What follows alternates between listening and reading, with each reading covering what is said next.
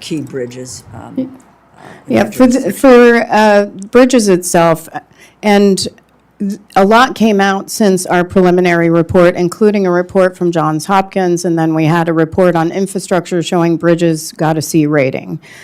It's not a matter of if, it is a matter of when something happens. Vessel collisions happen all the time with bridges, and we have to take proactive measures to ensure safety, whether it's Federal Highways Administration and partners with the bridge owners. In this case, for hardening bridges, it could be anything from dolphins, it could be fender systems. After our investigation of the Sunshine Skyway Bridge, dolphins, Tampa, Florida in 1980, they made substantial improvements to their bridges, but that was also a vessel collision with a collapse and 35 people died. There were a lot of lessons learned there, and as a result of that investigations, a lot of improvements came, but now these bridge owners need to ensure that they're safe. Okay, I just would say I think it would be helpful if we could understand or make recommendations as it has to do with State Department of Transportation. In other words, to prevent rather than to react when something's significant as a loss of lives, here or the 35, and so I think that focus would be helpful. And a lot of our recommendations for these bridge owners, a lot of them are either, in some cases, the federal government, the U.S. Army Corps of Engineers, in other cases, state departments of transportation. Well, let me get to that question. I want to hear more about your experience with federal agencies, including, obviously, the U.S. Department of Transportation at this time. We have seen a termination of employees in the agencies. For DOT, 790 employees terminated, 340 were from the FAA, 170 from Federal Highway Administration. More than 20 employees terminated from DOT's Office of the Inspector General, which we all know is a watchdog for waste, fraud, and abuse, and who has had a hand in transportation as well. Although the majority of the investigations are conducted by the NTSB staff, you have to call on the expertise of other federal agencies to deal with fact-finding efforts, making recommendations to agencies such as DOT, as well as you referenced the Army Corps of Engineers, U.S. Coast Guard. What are some of the trade-offs that you see with these agencies during times of uncertainty, where field and regional staffing becomes strained and operations may become overall unpredictable? Are you concerned about our ability to close out the thousands of transportation safety recommendations as there is in my view, an indiscriminate approach to cutting the federal workforce? It would be difficult for me to, as the chair of the NTSB, to understand the positions of these individuals for the Department of Transportation. We have 427 employees, and I will say that we didn't lose one probationary employee. We got hiring exemptions from the administration. We got an exemption from deferred resignation program. We got tremendous support. And we continue to get support from the administration as a result of the hard work of our workforce. So we have not experienced any of that, and I've maintained our workforce. I would love to, because my time will run out shortly. But that Highway Bridge, dolphins, what this Tampa, means in terms of your relationships with the other agencies with which you need to do business, to get information, et cetera, where you haven't had that experience of the laying off of employees. Other agencies have, which you directly relate to, which may have an impact. The other piece of this is whether or not you are prepared. You have an authorized level of funding, but no one could foresee some of these efforts which have happened. Would very much like to know what this means in terms of the resources that NTSB needs in order to be able to address the significant issues that have come your way. They weren't planned, but they've come your way, and how you're going to be able to deal with it. That would be important for us to know. Thank you. I yield back. Thank you, gentlelady from Connecticut. Chair Homendy, you mentioned in your testimony that it is your mission to basically advise, take data from serious incidents, and then make recommendations, though you have no authority to implement those, you have no authority to enforce such a recommendation. So let's go back to the mid-air collision that happened back on January the 29th. It involved a helicopter, and we have up to that point had a lot of helicopter traffic up and down the Potomac, and particularly on what we now know as Route 4. But there had been recommendations, I'm assuming, made previously about the combination of helicopter traffic and passenger jet service flying into and out of Reagan National Airport. Had there been recommendations on helicopter traffic, specifically with regard to Route 4, which is right across the Potomac? We had not issued any recommendations regarding Route 4, but certainly as part of this investigation, that is one of our big focuses. So when you did your investigation, there were some pretty alarming conclusions made. Perhaps most alarming to me was the number of times, and I think this went back to like 2021, I can't remember, but 4 or 5 years, that the number of times where the separation horizontally and the separation vertically was very dangerous. And as I understand it, in vertical separation, less than 75 feet. So can you speak to the conclusions that your team has come up with in researching serious incidents prior to? Yes, and what we did is we looked at FAA surveillance data and then voluntary reporting system data. So that's reporting from pilots, reporting from air traffic control. Those are voluntary reporting systems. And then there's a mandatory reporting system for occurrences in air traffic control. And what the data showed us is that there were 15,214 close proximity events from 2021 through 2024 at DCA between helicopters and planes. When federal agencies respond to your recommendations across the spectrum of them, not just particularly this case, what are the hesitancies involved in? Because I'm assuming they don't accept all the recommendations. They don't implement all of the recommendations. What are the various, and I'll use the word excuses, but what are the various reasons why many of the things that are recommended by the NTSB never find their way into certain protocols? Sometimes they'll use cost. Cost. That they'll say the cost is not justified by the benefits. I will say one thing that we're looking at as part of this investigation is ADSB out and ADSB in. ADSB out is required for commercial aircraft and has been since 2020, but ADSB in is not required. We've been on record since 2008 that ADSB in should be mandated, but the FAA has used cost as a reason not to mandate that. What that would have done or could have done, and we'll look at that as part of this investigation, is the CRJ, the plane, had ADSB out. It did not have ADSB in, though American does have some Airbus planes that do have ADSB in that could have provided them some information about the helicopter positioning and flight path. But that information was not available to them. We'll look at how ADSB in could have helped as well as out, including in air traffic control throughout our investigation.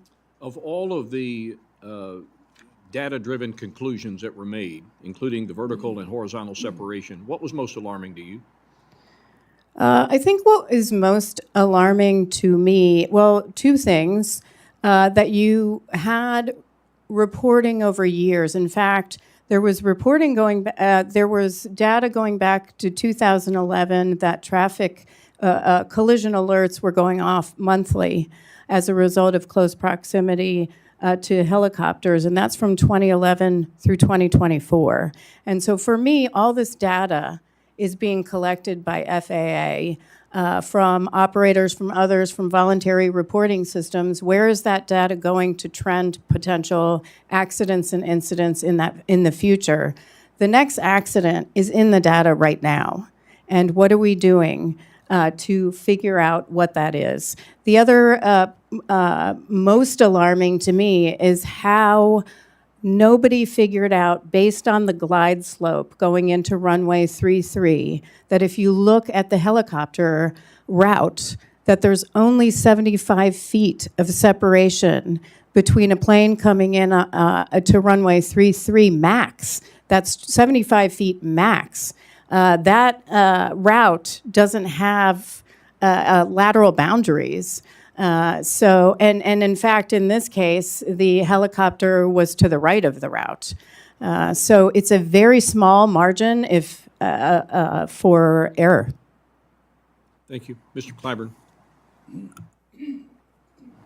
Thank you very much, Mr. Chairman, Chairman Cole, Ranking Member DeLauro, and members of the committee. Thank you all so much, and thank you very much. I want you to know that last evening I submitted my opening statement that I would hope that will be entered into the record. But there's one particular Without objection. thing in the opening statement that I would like to emphasize.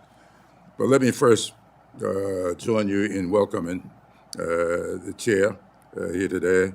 I always stumble over pronouncing her name, Hamde. Thank you so much. And Board Member Brown, it's good to see you, a longtime friend. And as we say down south, homeboy. Thank you so much for being here. In fact, the part of my opening statement that I want to emphasize here just for a moment is this.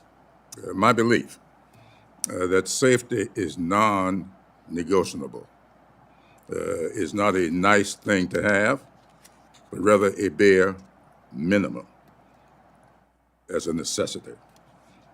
And private profits should not be at the expense of the public safety and security of our transportation systems and the American people. Now, I travel back and forth to South Carolina weekly, and I become very familiar with your board, in large part because often I shared the seat with Chair Sumwalt, who chaired this board through several administrations. And we talked a lot about your duties and responsibilities. And particularly, I'm concerned about this whole question of efficiency. And as the chair will tell you, I'm a stickler for effectiveness. That's the E that I'm particularly concerned with. And so in view of the fact that in order for you to effectively do your job, there must be interactions with other agencies. We had a roundtable in here yesterday when all the talk was about silos. You cannot operate in a silo.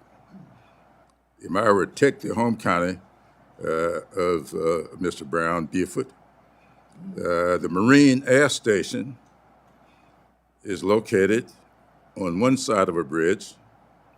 Paris Island is on the other side of the bridge. The Naval Hospital is 2 or 3 bridges.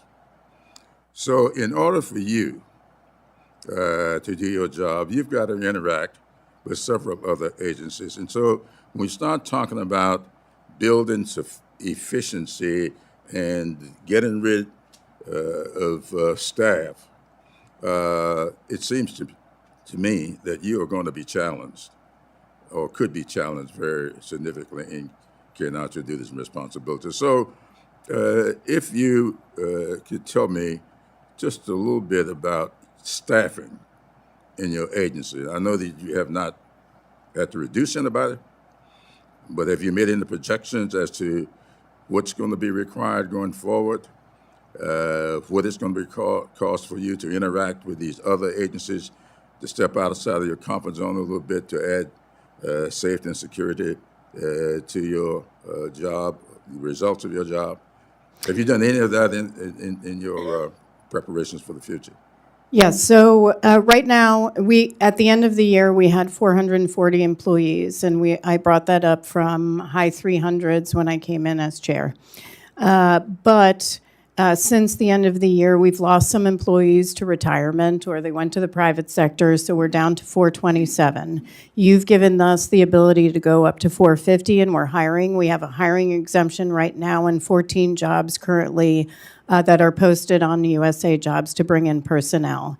The hiring exemption currently applies to our investigative staff and maybe a couple of staff outside that, like training specialists. But in order to bring in people, I still need the support team at the NTSB. I can't lose them. I need people in the CFO. I need people, chief financial officer. I need people in CIO for information technology. I need people who can hire.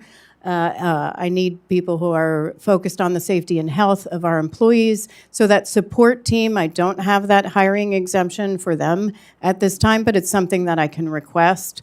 Right now, our focus is on the investigative staff because we have a pretty big workload and we have hiring exemptions there. But to get to full staffing, we really need to get to between 485 and 500 personnel. That would get us to full staffing, which is why we have requested for FY26 more funding than we're currently authorized for. So we're authorized for 148. We are hoping for 156 or as close as we can to it because we need to get to that higher level because we have such we run lean, we have a short bench. I mean, Clint Cruikshank's behind me. He is a structural engineer. He was at the door plug, 1282, DCA. He's got one backup. We are looking to hire 2 more, but he has a caseload of 20 other cases. So what we risk, first of all, I will say when we hire, these are highly skilled professionals. These are experts in their field. And so getting them is a challenge. Retaining them is a challenge if they're burning out because they're on duty 365 days a year and constantly missing family engagements, holidays, you name it.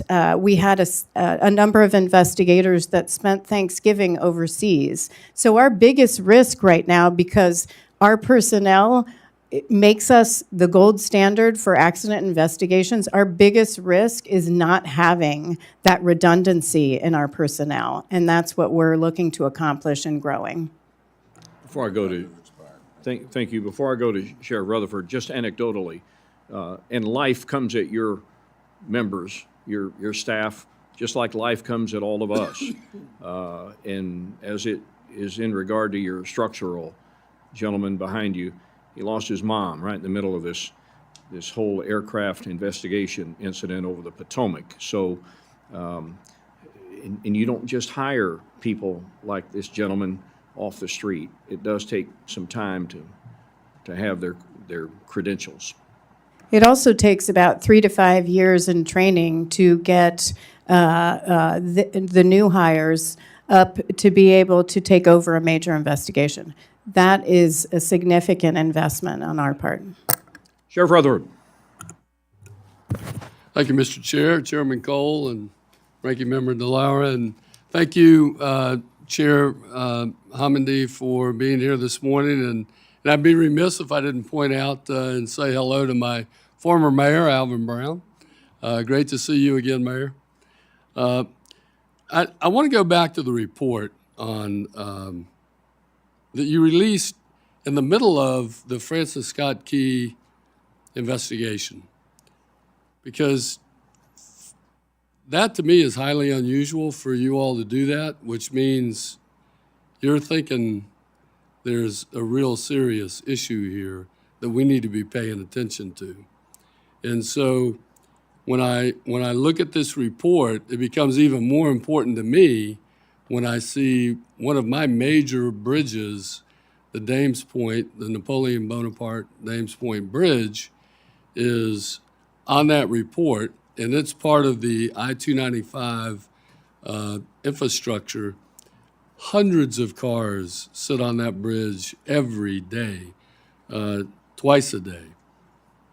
And I see under the classification, it's critical and essential. And so can you tell me, is that a description of the bridge's function, or is that a classification of the bridge's danger?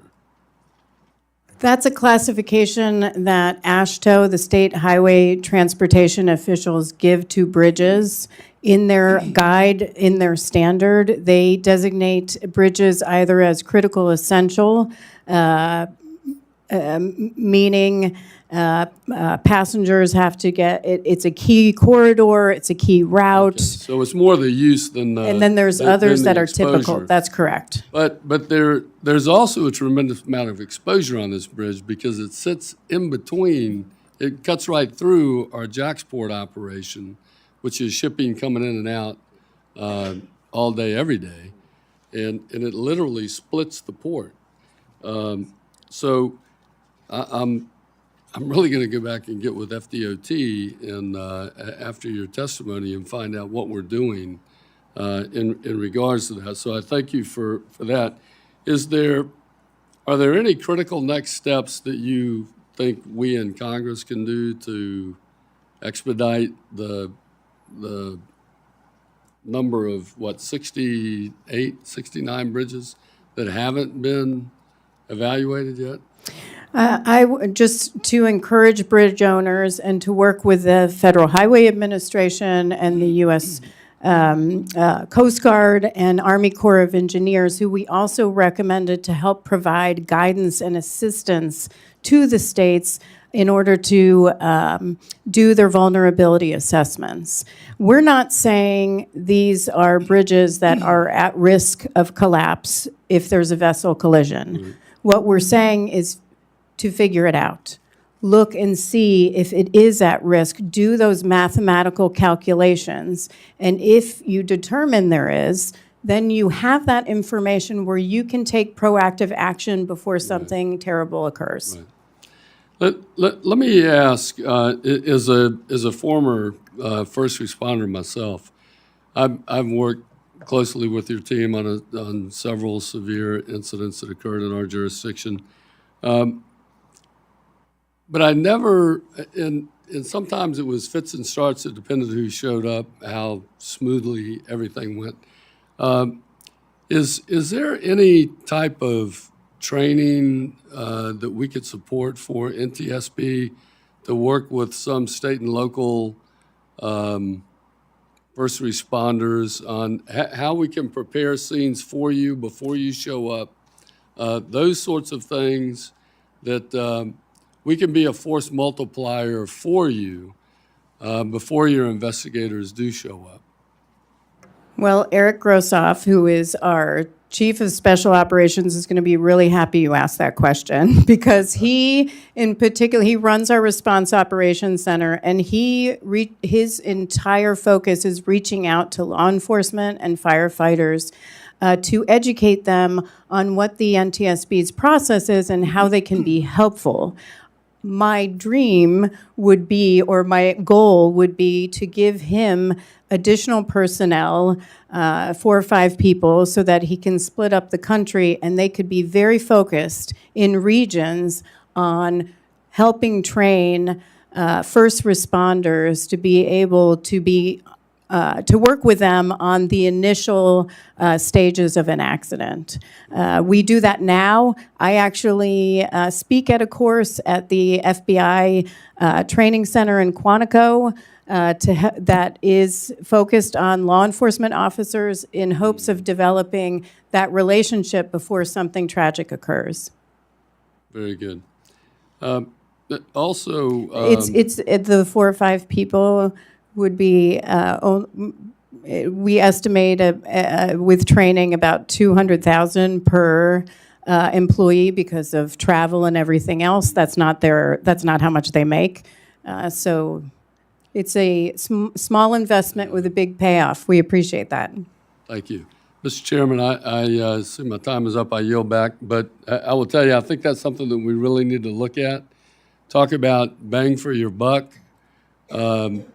before the NTSB even gets there, we can be working for them. And so I'd appreciate a look at that. Good point. Thank you, Sheriff. Ms. Watson-Coleman. Thank you, Chairman, and thank you very much for the work that you all do.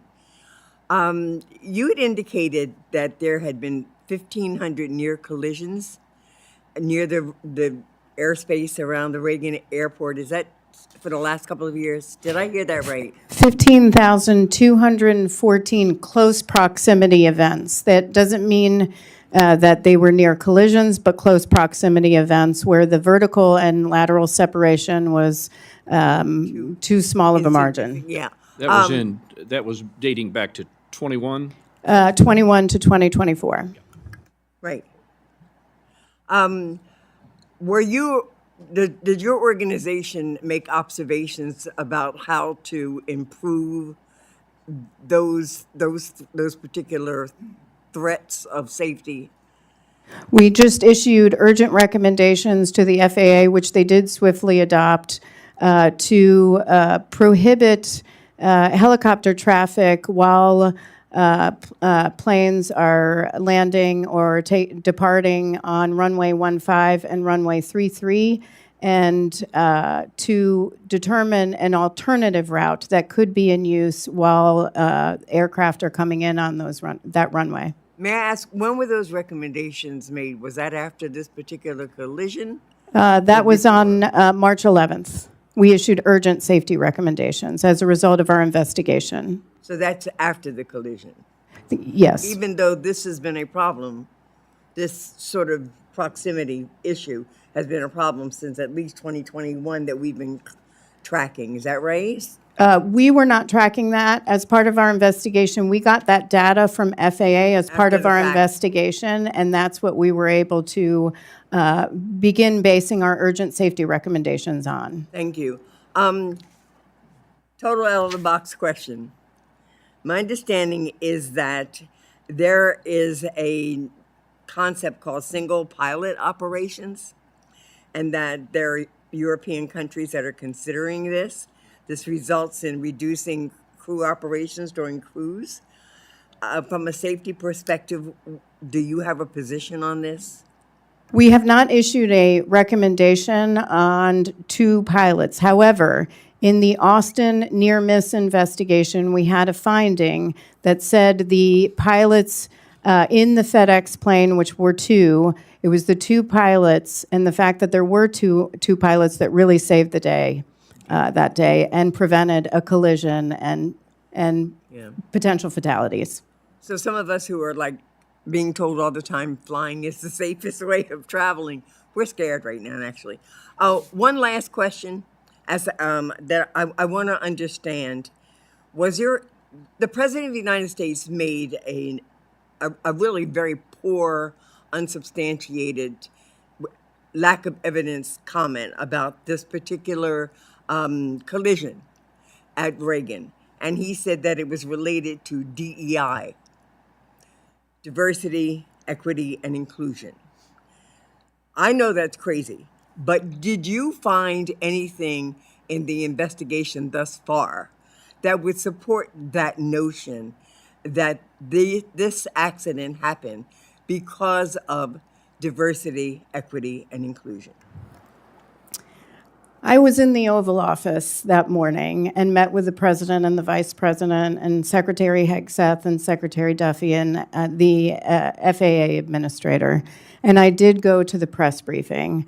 The President held a moment of silence. He talked about the focus on safety for the investigation. He talked about having a report quickly. I'm sorry, ma'am, because my time has expired.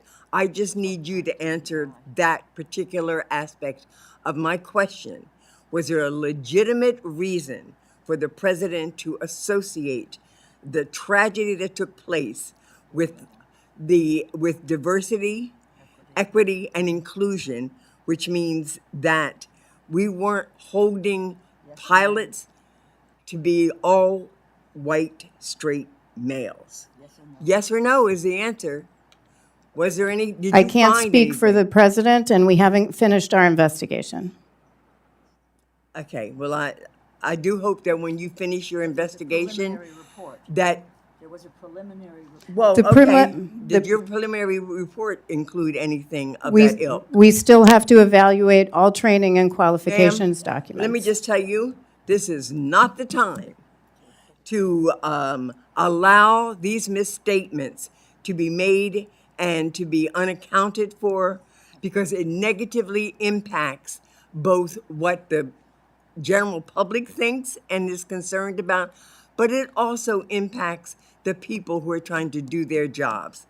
And there's nothing that we have found that diversity, equity, and inclusion has created negatively in people doing their job. On the contrary, loyalty and sycophants seems to be the order of the day, and it's definitely negatively impacting this federal government doing its job.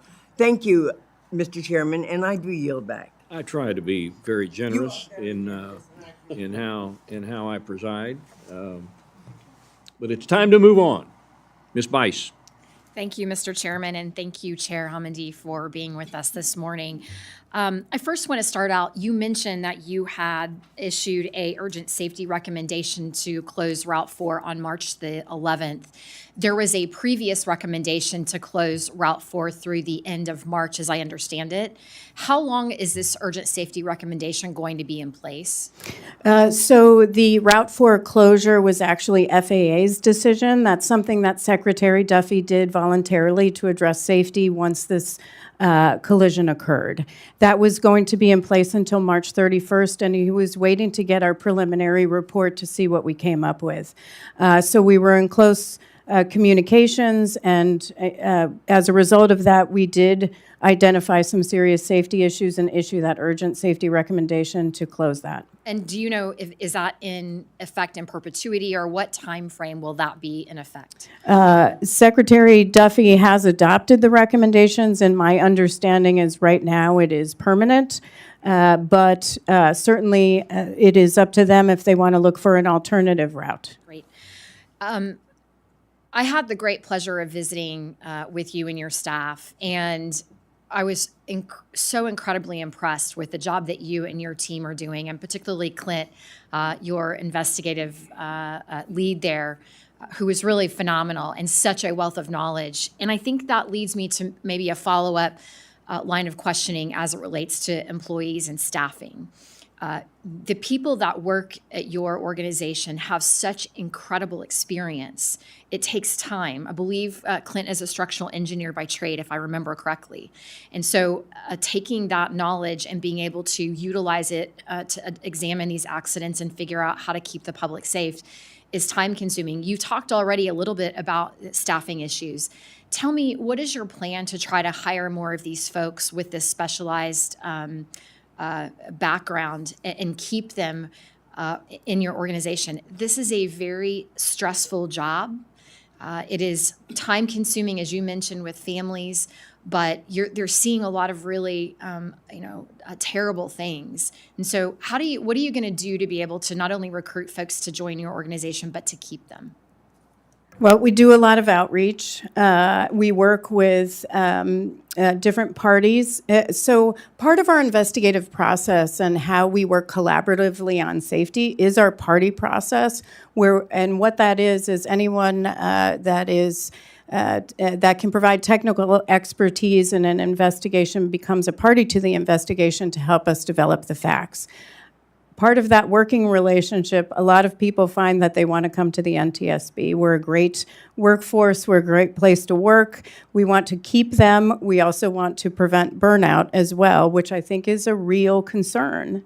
My ideal would be able to have a situation where Clint or Sean, who runs our recorders division, or Sarah, who is part of the family assistance team, can take time off to be with their families and not be in rotation, and have a backup, some redundancy there so others can come in so that we can keep them at the NTSB. Is there a request from Congress that will allow you to be able to do that? Is it just additional funding, or are there other things that we could do to be helpful in that way? What would be helpful, 70% of our budget is our workforce.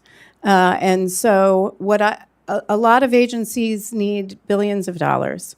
What I need for FY26 is between 150 and $156 million.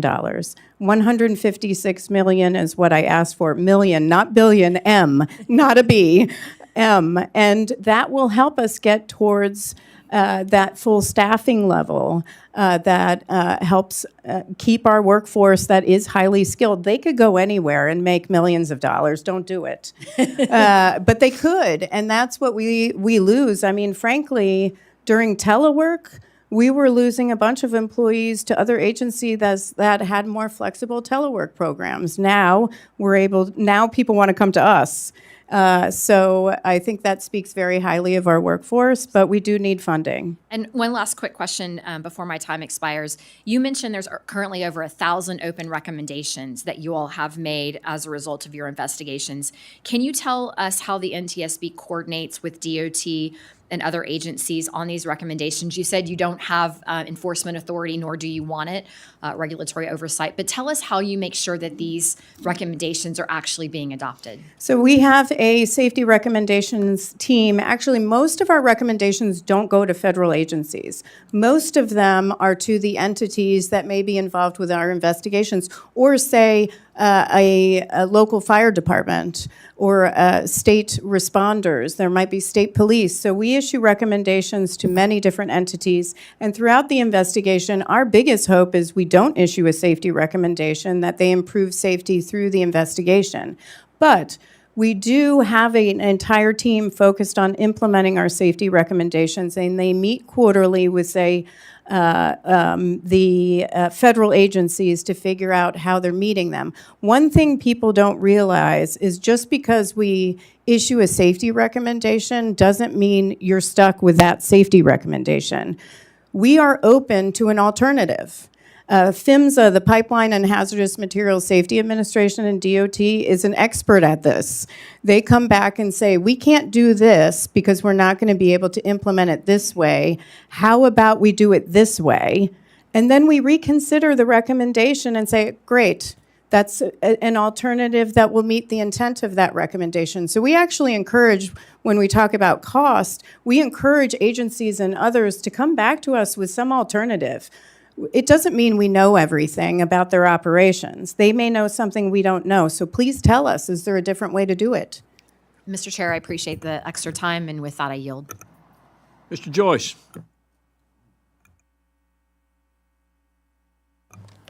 I want to switch a little bit on you, if you don't mind. Oops. I got it. Got me? Thank you very much. Glad somebody's looking out for me. Thank you for being here. But on my question goes back to, Chairman, a little over 2 years ago, the Norfolk Southern train derailed in East Palestine, Ohio, spilling the toxic chemicals, as you know, that continue to affect the health of the local communities today. Your investigation into the vent and burn of all 5 derailed VCM tanks addressed the communication and decision-making processes that led to the vent and burn and the availability of sound criteria for when a vent and burn is appropriate. Can you give the committee an update on your recommendations for ensuring the proper assessment of when to use vent and burn procedures in the event of an emergency? That recommendation is still being implemented by Norfolk Southern, and we continue to follow up. It's not something that they have fully developed yet, but it is something that we are monitoring and encouraging them to implement. Now, have you seen any of these recommendations implemented by other rail systems and or their contractors since your report was released last June? No. Thank you. Recognize East Palestinians and surrounding areas have obviously growing concerns that there will be long-term health effects because of the exposure to these chemicals. Recognizing that your staff has incredibly demanding schedules, therefore time constraints, how long does staff work with families impacted by disasters like East Palestine?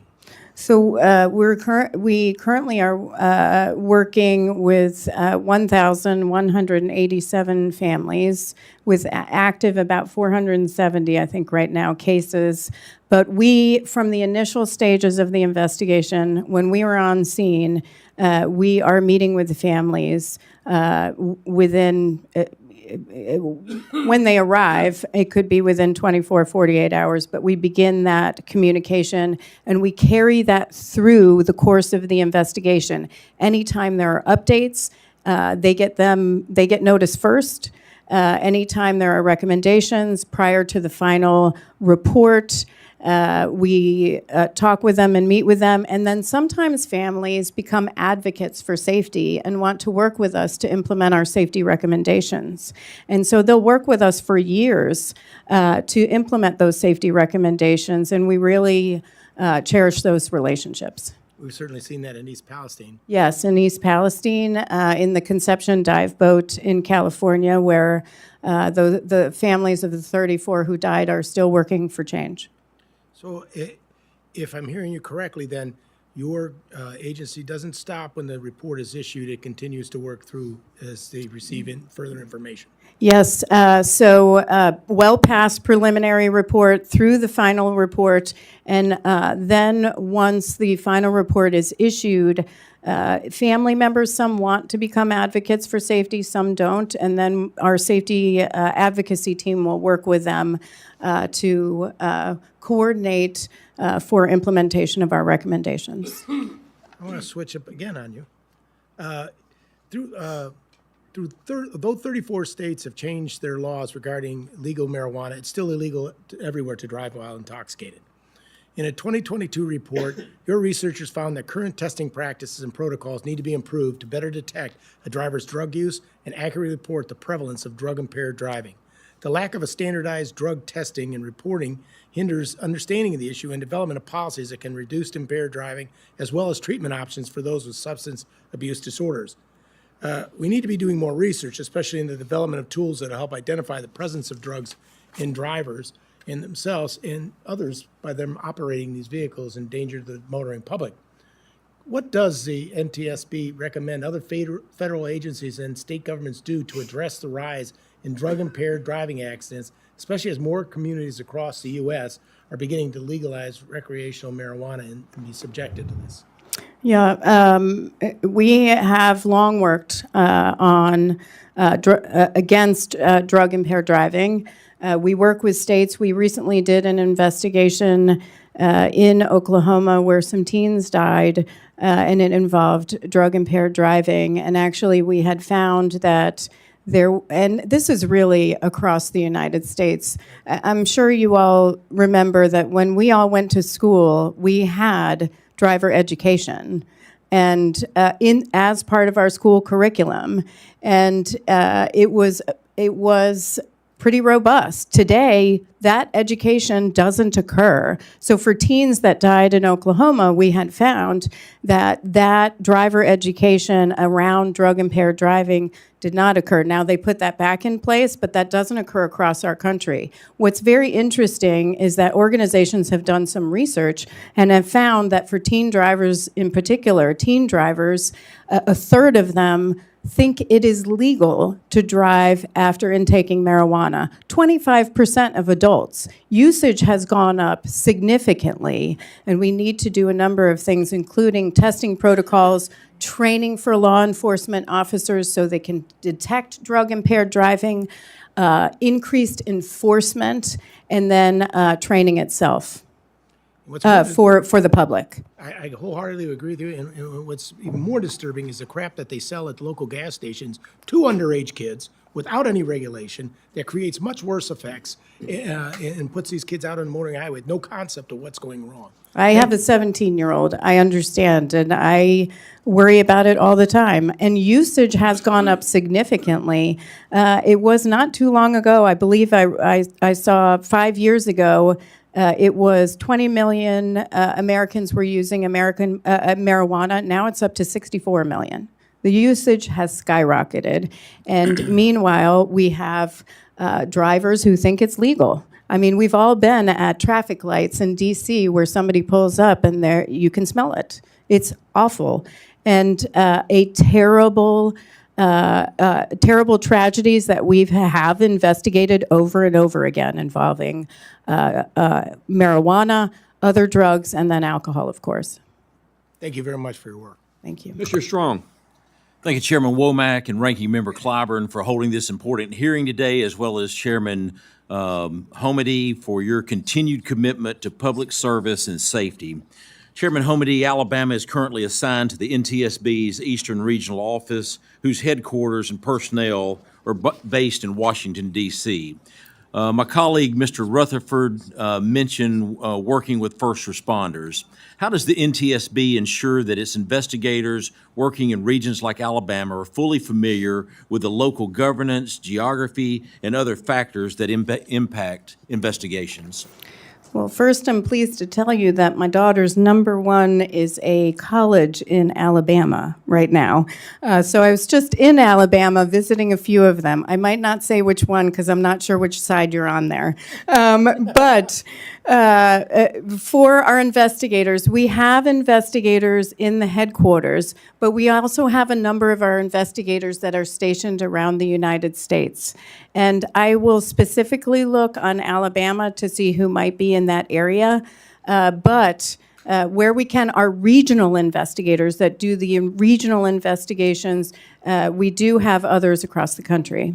Thank you. In North Alabama, the most recent NTSB investigation required close coordination with several local agencies, including the Scottsboro City Fire and Police Department, Hollywood, Alabama Fire Department, and Jackson County Emergency Management. How frequently does NTSB conduct joint training exercises or professional development initiatives with state and local agencies to ensure both investigators and first responders are well prepared to handle emerging incidents and are fully integrated into the investigative process?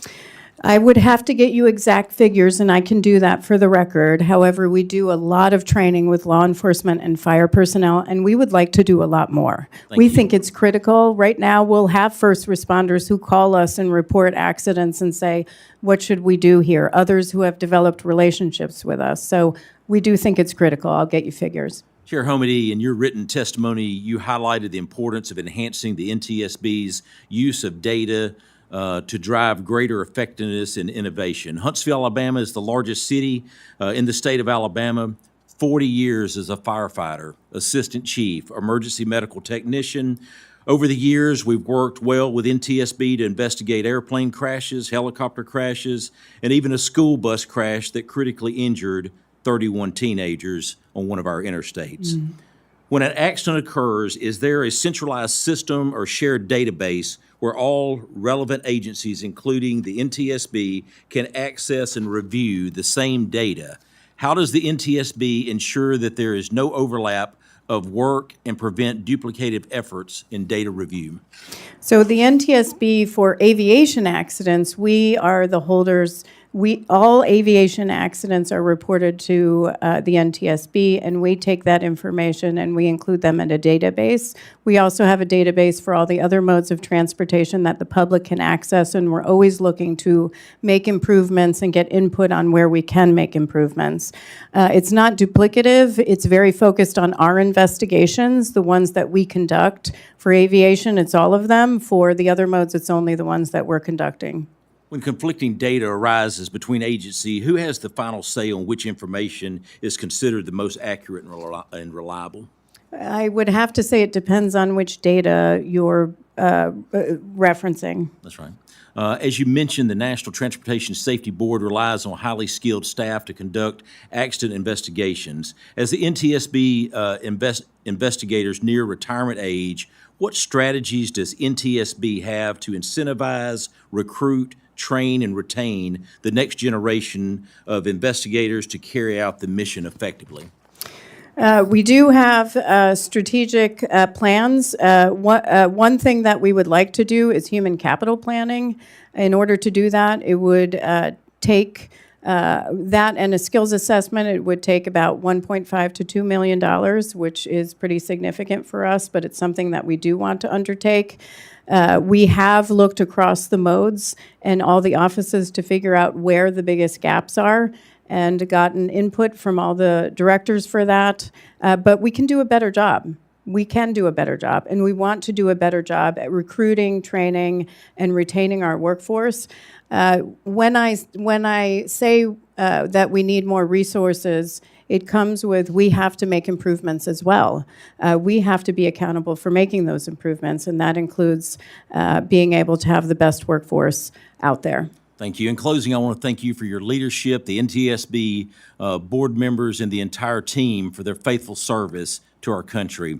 I remember well a quote made by former board member Deborah Hirschman at a critical scene that I was at a tragic investigation that we worked together. She told the media, "We will investigate what went right that will lead to what went wrong." I thank each of you for the job that you do. And my daughter graduated from Auburn in May, and my son's a junior at Auburn, but we like them Crimson Tide I did get some good lemonade there. I did get some good lemonade there. Tumor's Corner. Love Yep. Honestly, I expected him to put in a plug for Athens State University. He's a proud Bear. But in this I can tell you, he's going to be rooting against BYU on Thursday, and he's going to be rooting against Michigan on Friday.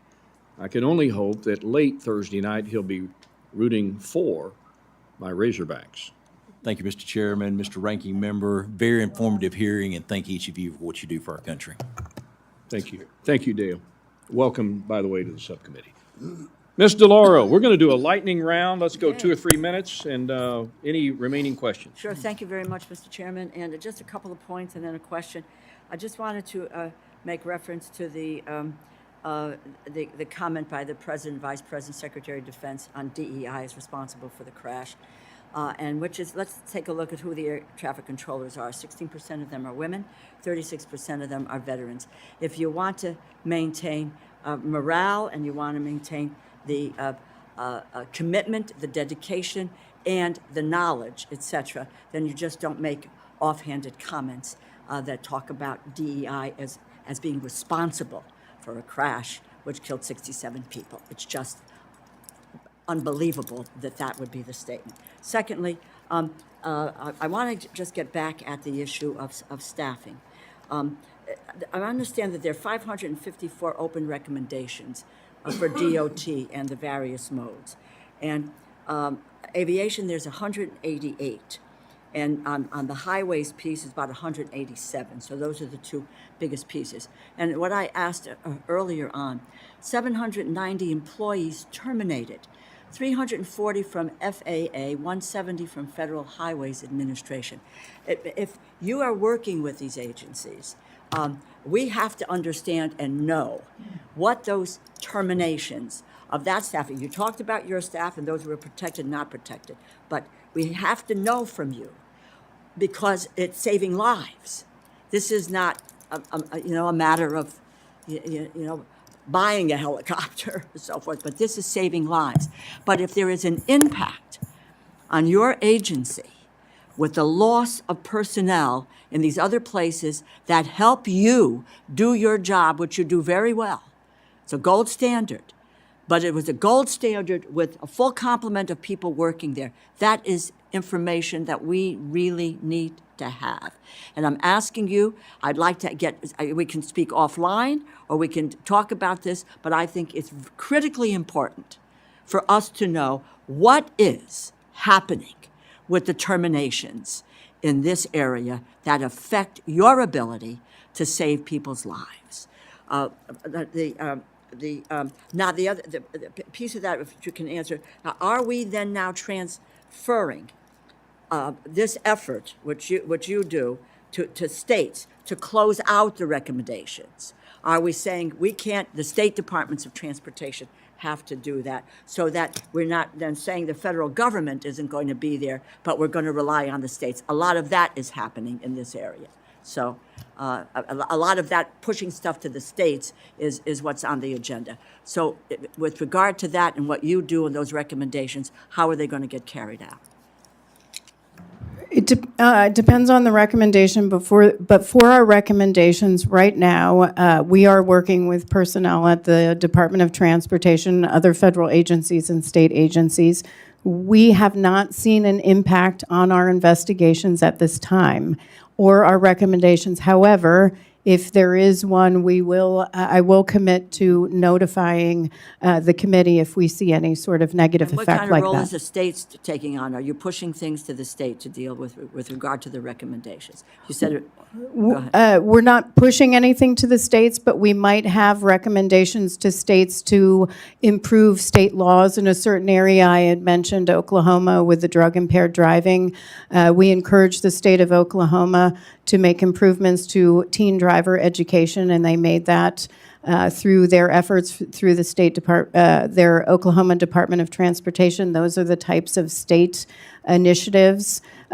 Drunk driving, we have a long-standing recommendations for states to go to .05 instead of .08. That is something for a recommendation that goes to all the states.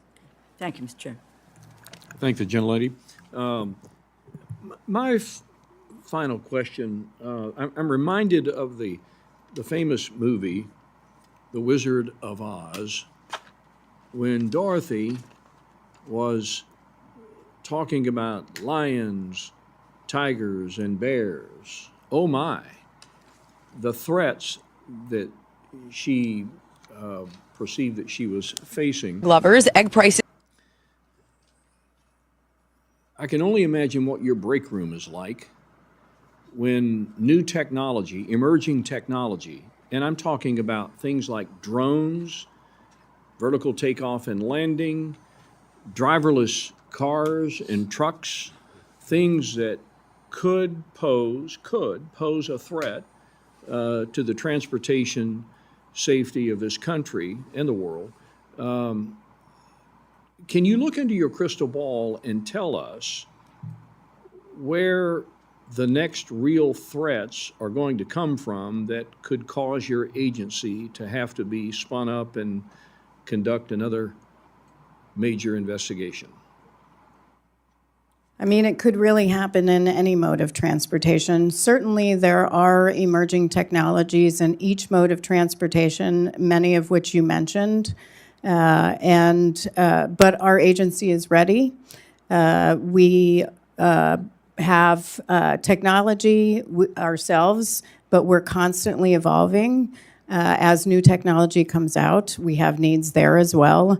We're making sure that our employees are ready from a standpoint of training. We do want to increase our investment in training for our employees.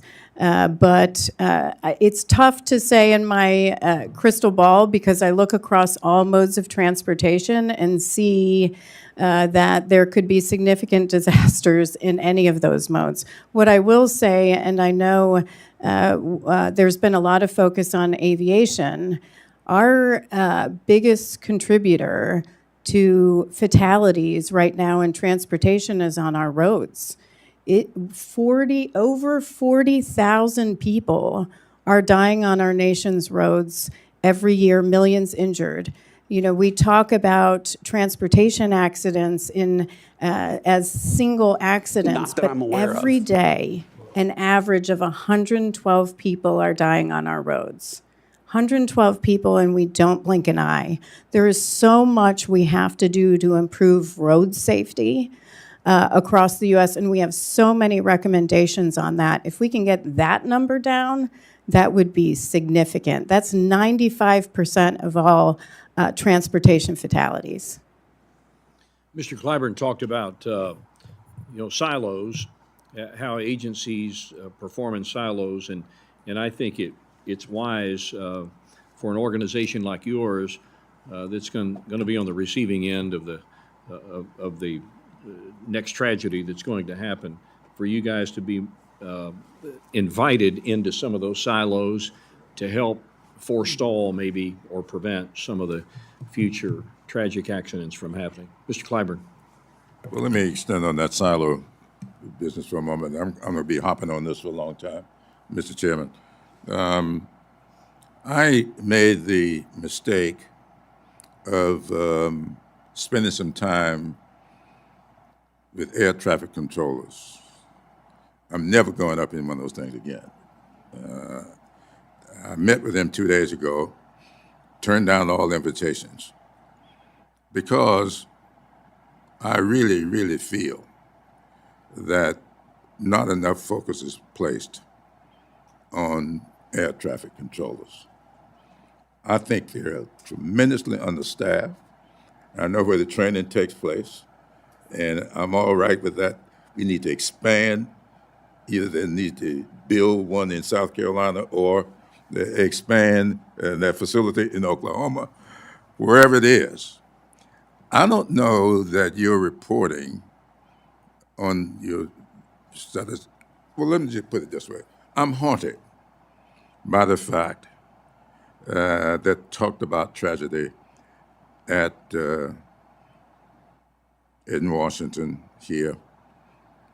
There was only one controller in the tower when it happened. That's the reporting. I have no idea whether or not that's true, and I understand that from the reporting that that was not unusual. But you talked about 2 pilots. I don't know. Is it true there was only one at the time? No, there were 5 at the time in the tower. There were 9 on duty. What you might be referring to is the combining of positions. There were 6 at one point during the day before 3:40 p.m., where actually it could have been 7 because they combined the position for clearance delivery and flight data, which is not uncommon, but they did combine positions for the helicopter position and the local traffic position into one. The person didn't leave, so it went down to 5 controllers at the time of the accident. That combined position was at 3:40 p.m. It stayed that way. The person went on break, came back into rotation at 4:27 p.m. But in total, there were 9 people on duty that day. There were 9 people in the tower? I'm not talking about 5 in the cab. at the time of the accident. Correct. Okay. Well, I don't know why that reporting is out there, but it's been out there pretty extensively, and I've been haunted by that. In talking with them, air traffic controllers, they tell me that they are tremendously understaffed. Tremendously understaffed. I don't understand how this country will tolerate air traffic controllers being tremendously understaffed.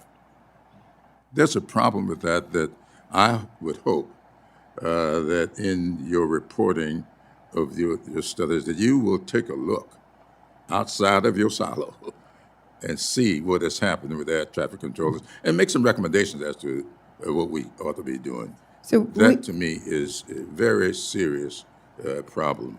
we have a number of investigators that focus on air traffic control at the NTSB. As part of this investigation, we have an entire investigative group focused on air traffic control.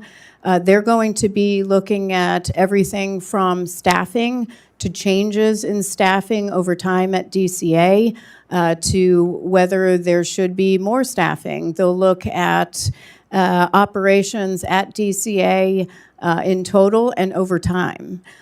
So they are former air traffic controllers that are working on this, and it will be part of our investigation. Ms. Mice, you have a comment? Yeah, I just want to say, first of all, thank you to Secretary Duffy for coming to the FAA facility, Mike Monroney Aeronautical Center in Oklahoma, looking at the facility, recognizing that part of the challenge is technology, that we need to be investing in technology, and he has made a commitment to FAA that is going to happen. And secondly, one of the challenges we have is recruiting and retaining these FAA air traffic controllers because it's a very long process. It can take 5 months to 2 years just to clear medical training. Then you have the training itself. Then you are assigned to an airport and you have to work your way up. We have not done the best job, in my opinion, of filling that pipeline adequately. And I do think that Secretary Duffy is very on target with his plan to try to address National this security issue quickly. And I welcome the expansion of the FAA Center in Oklahoma City. With that, I yield. And with that shameless plug, we're going to go back to the sheriff. Thank you, Mr. Chairman. Just briefly, I will say, because this has been brought up, the president's remarks about DEI hiring having created some of the shortfall of the air traffic controllers. Advisor has There's a taken- class action lawsuit about this issue And in fact, under the Obama administration, they changed their assessments from a skill-based assessment to a biographical assessment. They have now gone back as a result of actions by this Congress, well, not this Congress, but the one before. And so that 3,800 shortage that the FAA is looking at in ATS controllers is a result of qualified people being denied employment for DEI reasons, and that's why I think the president made that reference. I yield back. Mr. Joyce? Get our mic going. We're going to switch topics on you yet again. According to your recommendation related to the Baltimore bridge collapse, Ohio has 5 bridges that require an assessment of their vulnerability to vessel strike-related collapse. What were the most common issues or inconsistencies with the current vulnerability assessment requirements that led the NTSB to identify the 68 bridges in need of evaluation? So we worked with the Federal Highway Administration to determine our list of bridges.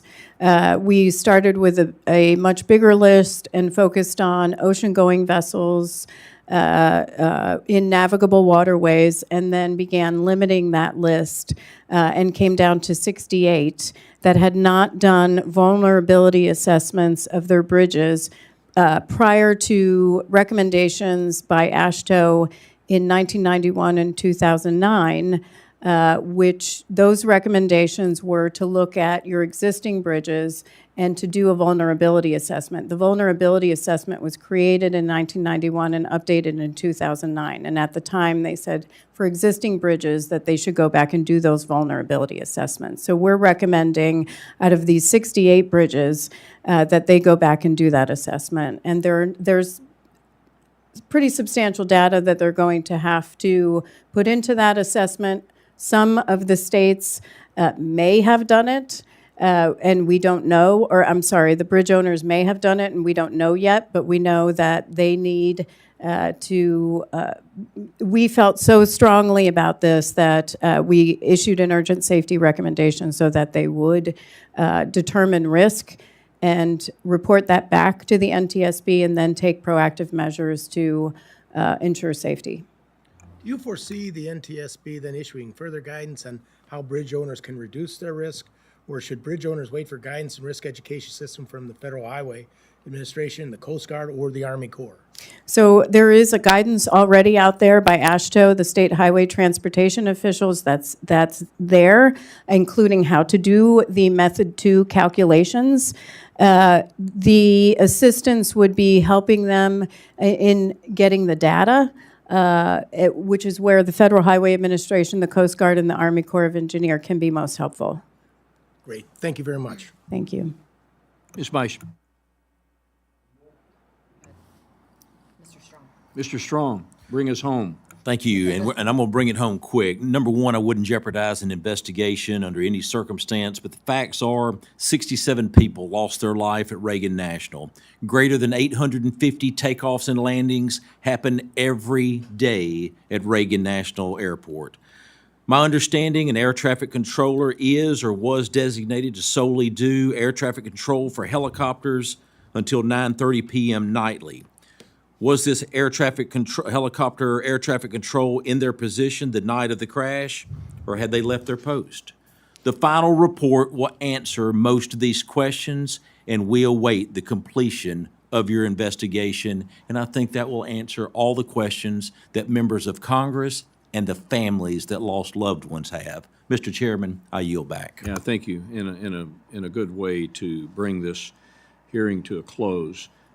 In the report that will come out, we can all have great confidence that it's going to be a highly professional, thorough, very detailed, conclusive report. And to that, Ms. Homendy, we are eternally grateful for what you and your team do. I want to ask you one final question. What did we not ask you today that we should have? Would you like to be an NTSB investigator? Because that is always the last question that we ask. in all of our interviews. Would you like to hear what we need again for FY26? You know, you're talking to the people who will ultimately, I mean, we'll get a budget, we'll be presented a budget, and we know what happens to most of those presidential budgets, but eventually the Appropriations Committee, if in fact we can get back to regular order, we'll have to make some of the tough calls. So I think it's certainly Chairman, within. The answer was 156 million. 156 million. We do need to get to full staffing. We need to provide the ability for our workforce. I'd like to increase training funds for our workforce, increase outreach to law enforcement and to firefighters, but that takes resources. We are very good stewards of our resources. I've gone through every single contract that we have to determine, is there anything here that we need to change?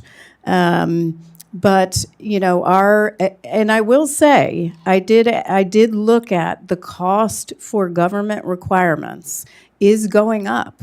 The cost alone for government mandates is $6.4 million to the NTSB from 2024. We looked across the agency. $6.4 million is pretty significant for a budget of 145.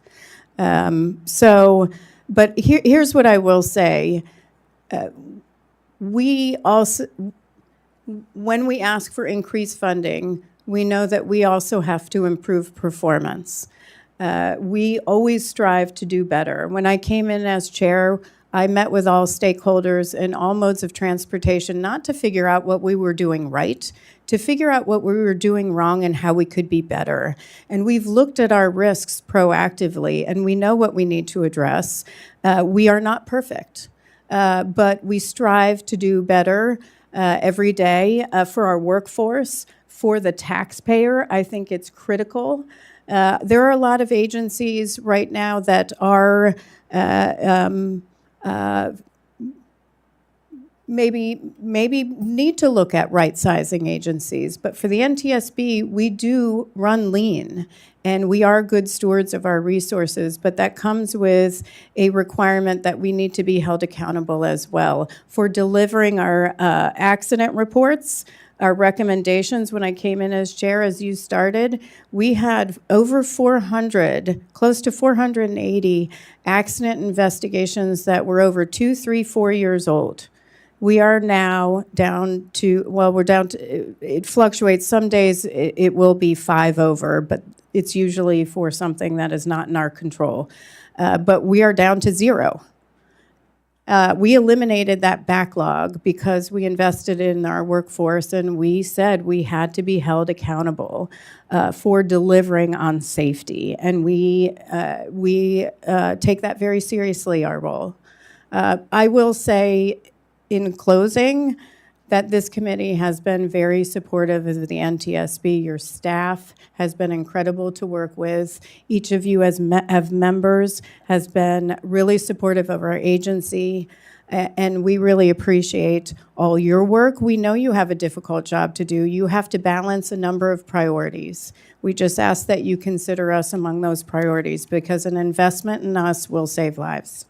Well, it's easy to invest in an organization that's highly capable, highly competent, and well-led. Mr. Clyburn, final remarks? Well, thank you very much, Mr. Chairman. Let me just say this. I'm not much of a moviegoer. Every Christmas I do show a sort of a historical movie to a group that I spend the holidays with. And one of this past Christmas, 688. I would recommend that my colleague take a look at that movie and see what DEI is all about. I didn't see The Red Tails, which was the movie made about the Tuskegee Airmen. I think we have to, DEI is something we ought to be very, very careful about. Those Tuskegee Airmen gave service to this country, and most people you talk to coming out of World War II said that a lot of those fighter pilots would not fly unless those Tuskegee Airmen were flying with them. John Glenn would not go up on his flight into space unless those 4 African-American women signed off on it. So DEI is something we ought to be very careful about. And on that note, we thank you again for your time today, for your staff, for the work that you do on behalf of a grateful country. Thank you so much. This hearing is adjourned.